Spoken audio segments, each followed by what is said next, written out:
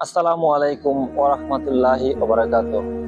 আপনি কি জানেন পবিত্র আল কোরআনের সবচাইতে মহান আয়াত কোনটি এবং যার আলাদা করে একটি নামও রয়েছে? সূরা আল বাকারা আয়াত 255, যার নাম আয়াতুল কুরসি।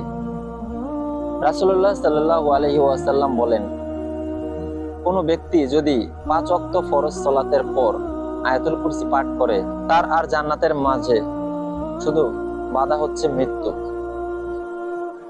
আয়াতুল কুরসি এমন একটি রক্ষা কবচ যা আপনাকে শয়তান, জিন, বদনজর সকল প্রকার কুমন্ত্রণা থেকে রক্ষা করে।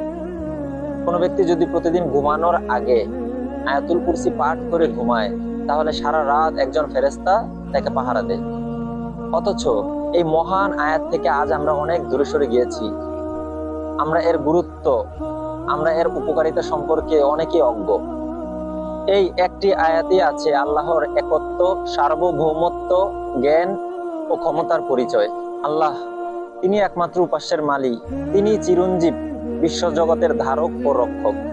এই আয়াতুল কুরসি এমন এক আয়াত যার সামনে সকল প্রকার জাদু, টোনা, জিন, দুঃস্বপ্ন কোনো কিছুই দাঁড়াতে পারে না। তাই প্রিয় ইসলামী ভাই ও বোনেরা, দেরি করবেন না, আজ থেকেই শুরু করুন। একটু একটু করে হলেও আয়াতুল কুরসি মুখস্থ করুন এবং এর গুরুত্ব সম্পর্কে জানার চেষ্টা করুন। ইনশাআল্লাহ এই আয়াতুল কুরসি দ্বারা আপনি আল্লাহ সুবহানাহু ওয়া তাআলার পক্ষ থেকে অনেক উপকারিতা লাভ করতে পারবেন। যদি ভিডিওটি একটু ভালো লেগে থাকে এবং এই আয়াতুল কুরসির গুরুত্বটা অন্য ভাইকে জানানোর জন্য হলেও শেয়ার করবেন।